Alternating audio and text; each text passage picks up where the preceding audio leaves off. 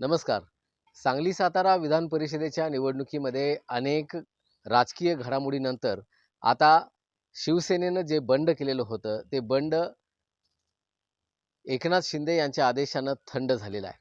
कारण कालच राज्याचे मंत्री शंभूराजे देसाई यांनी सांगलीमध्ये येऊन ज्यांनी हे बंड केलेलं होतं ते तानाजी पाटील यांचा अर्ज मागे घेतलेला आहे. महायुतीची जो धर्म आहे तो धर्म पाळण्यासाठीच हा अर्ज मागे घेतल्याचं शंभूराजे देसाई यांनी म्हटलेलं आहे.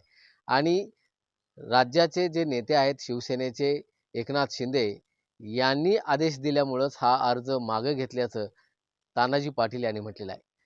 हा अर्ज मागे घेतल्यानंतर आता विधान परिषदेची ही जी निवडणूक आहे ती निवडणूक राष्ट्रवादी काँग्रेस आणि भाजपा यांच्यामध्येच लागलेली आहे आणि ती दुरंगीच होणार आहे अशा तऱ्हेचं वातावरण आता निर्माण झालेलं आहे. कारण भाजपाचे जे उमेदवार आहेत धैर्यशील कदम आणि राष्ट्रवादी शरदचंद्र पवार पक्षाचे जे उमेदवार आहेत अभयसिंह जगताप या दोघांमध्ये ही लढत होणार आहे. आणि या अनेक घडामोडीनंतर आता हे चित्र स्पष्ट झालेलं आहे.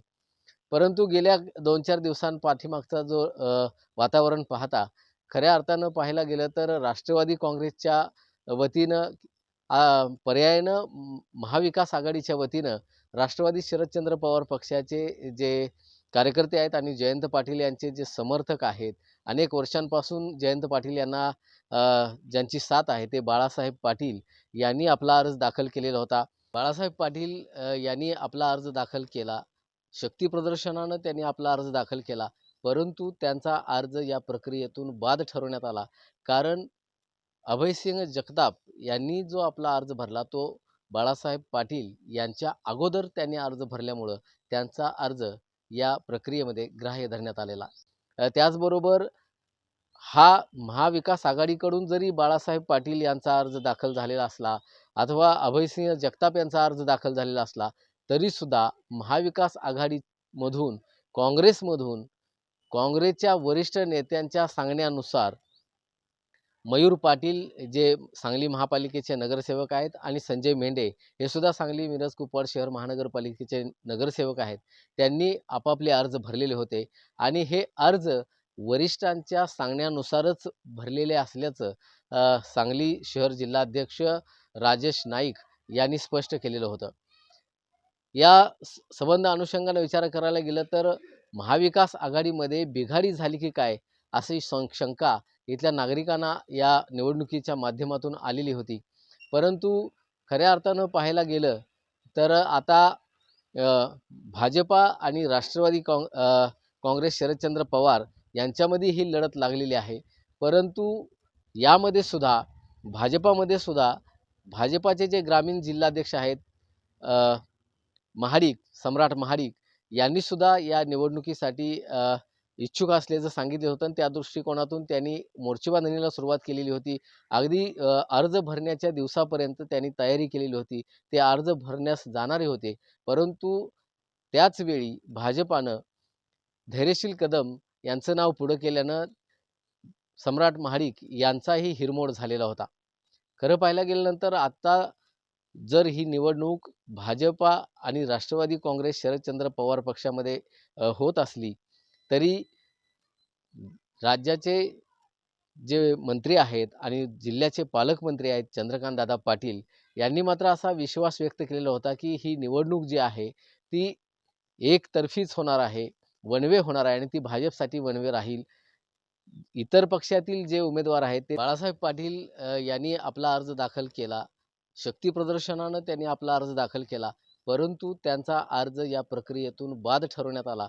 कारण अभयसिंह जगताप यांनी जो आपला अर्ज भरला तो बाळासाहेब पाटील यांच्या अगोदर त्यांनी अर्ज भरल्यामुळं त्यांचा अर्ज या प्रक्रियेमध्ये ग्राह्य धरण्यात आलेला. ते त्या पक्षाच्या वरिष्ठांनी आदेश दिल्यानंतर आपापले अर्ज मागे घेतील असा विश्वास पालकमंत्री चंद्रकांत पाटील यांनी व्यक्त केलेला होता. परंतु त्याचबरोबर त्यांनी हे बोलताना या निवडणुकीमध्ये भाजपला 90% पेक्षा जास्त मतदान होईल असाही विश्वास त्यांनी व्यक्त केलेला होता. परंतु हे सबंध वातावरण पाहता अथवा पाठीमागच्या ज्या 2 निवडणुका झाल्या, जिल्हा परिषदेची निवडणूक झाली आणि महानगरपालिकांच्या निवडणुका झाल्या, स्थानिक स्वराज्य संस्थांच्या निवडणुका झाल्या, त्यामध्ये सुद्धा पालकमंत्र्यांनी अनेक आत्मविश्वास व्यक्त केलेले होते. परंतु ते आत्मविश्वास त्यांचे सपशेल आपटलेले होते. तसा आता सुद्धा त्यांनी आत्मविश्वास व्यक्त केलेला आहे की ही निवडणूक वन वे होईल आणि भाजपला 90% पेक्षा जास्त मतदान होईल. हा आत्मविश्वास सुद्धा या पाठीमागच्या 2-3 निवडणुकांसारखाच सपशेल आपटतोय की काय? का त्यांचा आत्मविश्वास आता खरा ठरतोय हे पाहणं सध्या गरजेचं ठरणार आहे.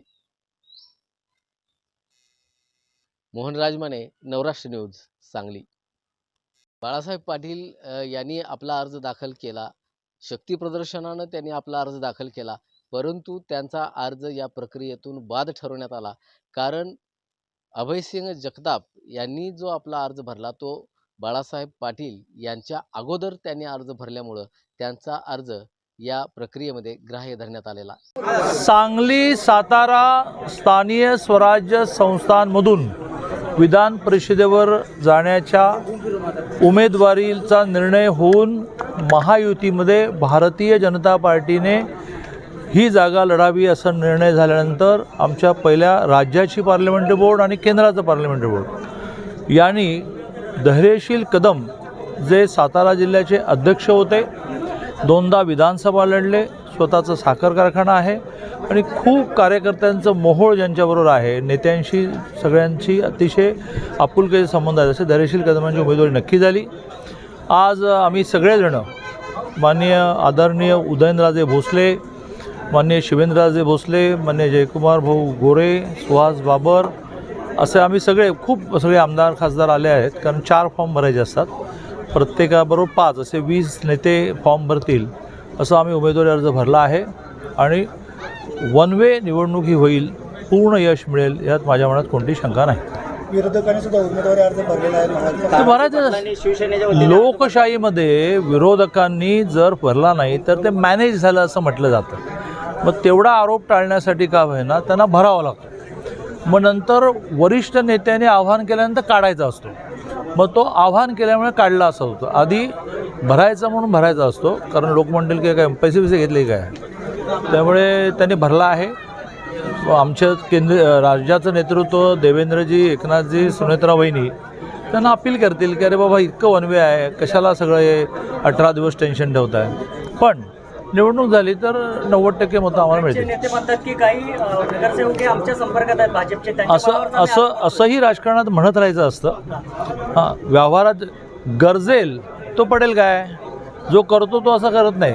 आम्ही कसं केलं, गेल्या आठवड्यात कसं केलं. हां, चला. आमदार बाबर आज दिसत आहेत, तानाजी पाटील मागे नाही, आमदार बाबर हे शिवसेनेचे अतिशय चांगले आमदार नेते आहेत. ते आणि एकनाथजी तानाजी पाटलांना समजवतील, भविष्यात त्यांना काही चांगलं दिलं जाईल आणि तेही उमेदवारी अर्ज मागे घेतील अशी मला खात्री आहे. मी तुमच्या माध्यमातून या जिल्ह्याचा पालकमंत्री आणि त्यांचा मित्र खूप वेळा घरी गेलो आहे, त्यांना आवाहन करतो की ठीक आहे, आता तुम्हाला भविष्यातलं काही ना काही आश्वासन मिळेल, पण तुम्ही मागे घ्या. ओके, चला. सांगली सातारा विधान परिषद निवडणुकीमधून तुम्ही माघार घेतलेली आहे, तुमच्या उमेदवार माघार घेतली आहे, नेमकी काय वरिष्ठ पातळीवर चर्चा झाली होती? या संदर्भामध्ये सातारा सांगली स्थानिक स्वराज्य संस्था विधानसभा मतदारसंघामध्ये शिवसेना पक्षाच्या वतीनं आमचे ज्येष्ठ सहकारी सांगली जिल्ह्यातले माननीय तानाजीराव पाटील अध्यक्ष यांच्या उमेदवारीसाठी पक्ष आग्रही होता आणि त्या संदर्भात माननीय पक्षाचे मुख्य नेते आणि राज्याचे उपमुख्यमंत्री एकनाथजी शिंदे साहेबांना आम्ही भेटलो देखील होतो. जागा वाटपामध्ये ही जागा शिवसेनेला सुटू शकली नाही, ही जागा भारतीय जनता पक्षाला सुटली. पण आम्ही अर्ज माननीय तानाजीराव पाटील अध्यक्षांनी अर्ज भरलेला होता. पण अर्ज भरतानाच त्यांनी सांगितलं होतं की पक्षाचा निर्णय मला मान्य राहील, त्याप्रमाणे माननीय अध्यक्ष तानाजीराव पाटलांची पक्षाचे मुख्य नेते आणि राज्याचे उपमुख्यमंत्री आदरणीय एकनाथजी शिंदे साहेबांच्या बरोबर चर्चा झाली.